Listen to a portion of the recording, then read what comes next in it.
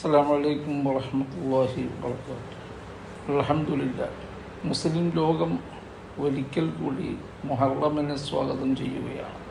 മുസ്ലിം കലണ്ടറിലെ ആദ്യ മാസമാണ് മുഹറം.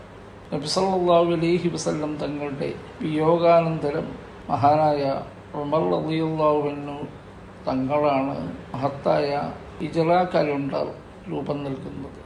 ഉമ്മത്തിന് ഏറ്റവും കൂടുതൽ നേട്ടങ്ങളുണ്ടാക്കിയ സംഭവമായിരുന്നു ഹിജ്റ.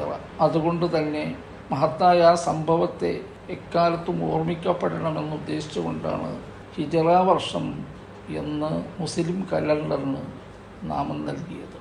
വിശുദ്ധ മുഹറം നിരവധി നേട്ടങ്ങൾക്ക് കാരണമായിട്ടുണ്ട്. അനുഗ്രഹങ്ങൾ ഉണ്ടാവുമ്പോൾ അതിനെ ഓർമ്മിക്കുകയും നന്ദി ചെയ്യുക എന്നത് മുസ്ലിം ഉമ്മത്തിൻ്റെ സ്വഭാവമാണ്. ഇസ്രായേലികളെ അടിമകളാക്കി ആക്രമിച്ച് ഭരിച്ചിരുന്ന ഫറോവ രാജാവിൽ നിന്ന് അവർക്ക് മോചനം ലഭിക്കുകയും ശത്രുവിനെ അല്ലാഹു തആല പരാജയപ്പെടുത്തുകയും ചെയ്തത് മുഹറം 10-നായിരുന്നു. ഈ മഹത്തായ നേട്ടത്തെ മഹാനായ റസൂലുള്ളാഹി സ്വല്ലല്ലാഹു അലൈഹി വസല്ലം തങ്ങൾ നന്ദിയോടുകൂടെ ഓർമ്മിക്കുകയും ആ ദിവസം അള്ളാഹുവിന് നന്ദി രേഖപ്പെടുത്തിക്കൊണ്ട് നോമ്പനുഷ്ഠിക്കുകയും ചെയ്തു.